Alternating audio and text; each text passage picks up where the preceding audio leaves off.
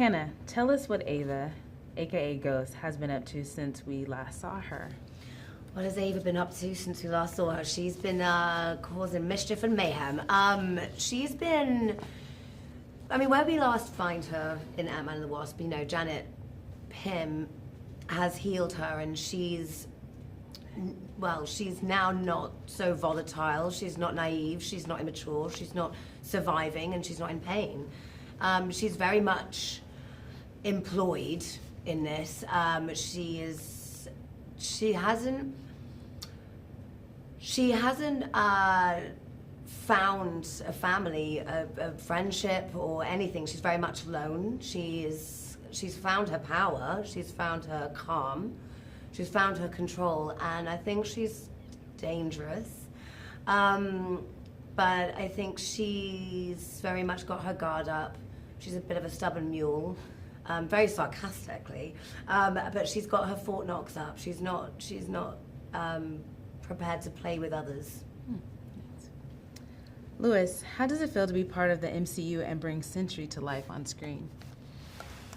Oh, there's a lot of feelings around that. They're all very excited and glowing and good feelings, obviously. And then there's also feels like there's a lot of responsibility that I'm mostly putting on myself because I care so deeply about this story, and I've been such a fan of Marvel for so long, and I know what it means to be a fan of something, you know, and it's a real. It's not a task I take lightly, you know. I think that to inhabit a character that's been around for so long is rightfully it's a challenge because there's so many things that we love about the characters that we love, and that we grab so tightly onto them because they do feel so comfortable, like a comfort blanket. And so I wanted to make sure not to step on sacred grounds in that way. I think I was lucky that I am playing this character because I felt like I had so much to draw from, and I felt like I had you know, a lot of the themes that he kind of deals with and goes through, I think were felt very like places I had kind of already kind of traversed through, and so I think that's another reason why I felt like I really wanted to do it justice, because I was like, I know what this feels like, and I should be able to convey that, and so I just wanted to make sure that I did that. Luckily, I had the most amazing cast of all time surrounding me, and one of the best directors around, and the entire Marvel team like helping me and putting wind in my sails. So I couldn't have been in better hands. There are complex, multi-dimensional characters in this film. As an actor, what was important for you to convey about your characters? I think as an actor, you bring, you know, you do relate to the character in your own way, in your own self, because, you know, at the end of the day, I'm not a ghost, so I can't, you know, sit here and go, so I phased yesterday. Like, it's the emotional and complex, you know, making these characters three-dimensional, four-dimensional.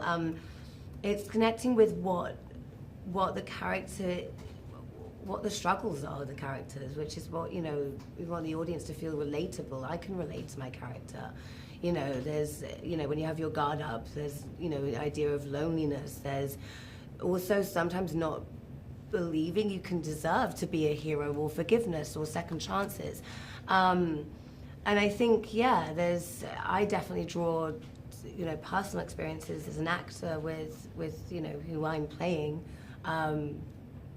which you can start from, and that just starts from a real heartbeat in a real place. Well said. Yeah, I think oftentimes you can end up doing almost like it's like telephone, where you kind of are inspired by these performances or these versions of stories that have been told already, and they're kind of echoes of something that is actually true. And so I really felt it was important to kind of try and remove those echoes from my kind of like landscape of architecture as I was trying to build Bob, and come from a place of truth, you know, and a place that was my own, which is, you know, which was, I was lucky that was kind of welcomed in this circumstance, you know. Awesome, thank you. Tell us about working with costume designer Sonia Hayes and what the most fun for you was in the process. Oh my goodness, Sonia Hayes is She's a incredible. genius. Absolute genius. She's so brilliant. Absolute genius. I mean, the costumes are intricately beautiful, and they are exactly designed to us and our and its storytelling in itself. It's its own character, I think. The costumes, Ghost's costume in this is unbelievable, and it's its own force to be reckoned with in this movie, and yeah, so talented, incredible. Yeah, I've never worn costumes quite like it. If they do feel like they're from another planet, like they feels like garments that don't exist here on Earth or something.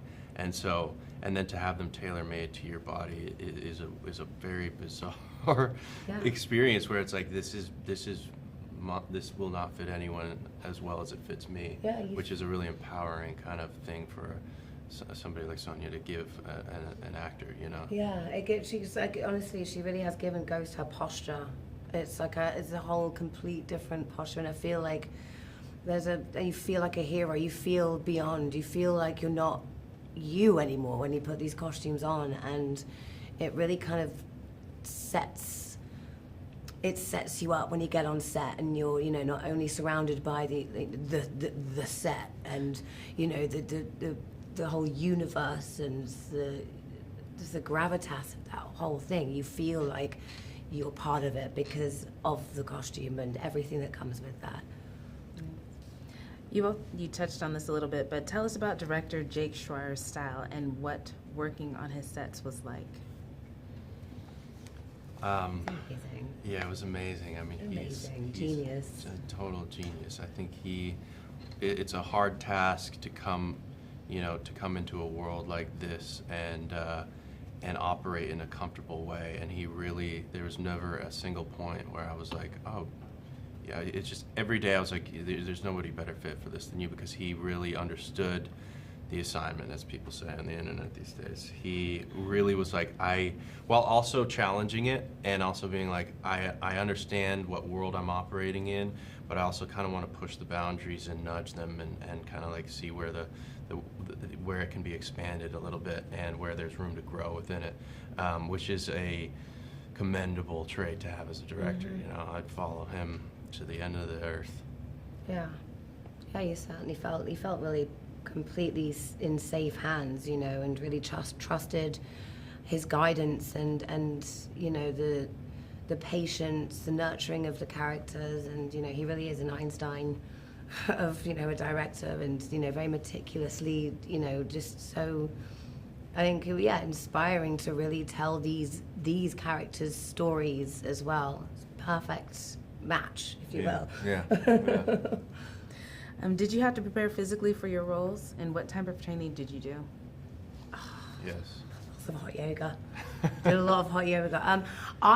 We had incredible, we all trained, and, not only with stunts, we had incredible trainers. You had to train a lot for, we all did, but you really did.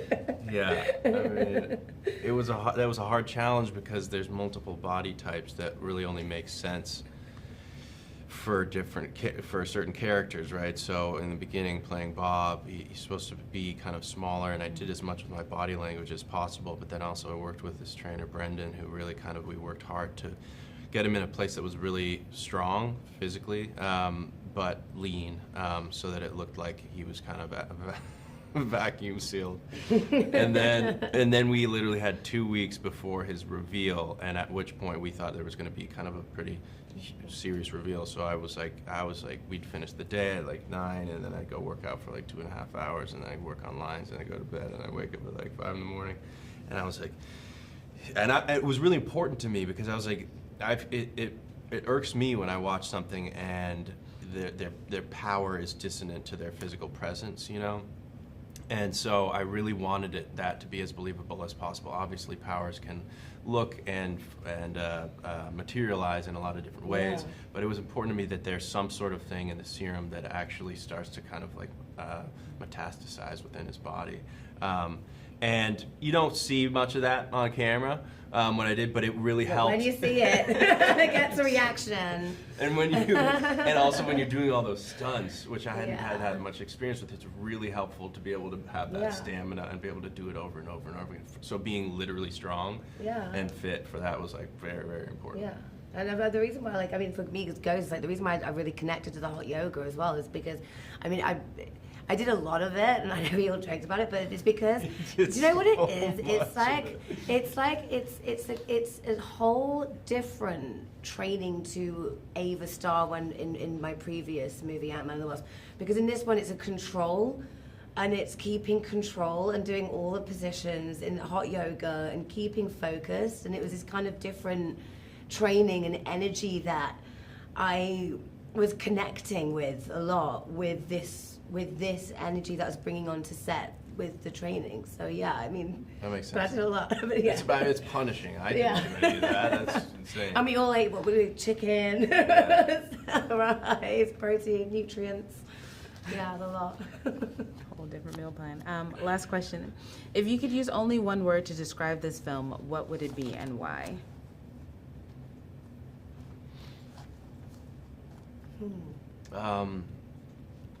Mine would be home, because I think home we often think of as a place, a physical place, but I do think you can travel with people and people can inhabit the idea of home, and I think every character in this kind of finds their own home. I'm going to say journey because you see the characters physically go on a journey in the desert in a certain limo. And it's the journey of all the characters and of where they come from, where they're going to go, and the discovery of and their journey together. Perfect. Thank you both. Appreciate Thank it. you. Appreciate it.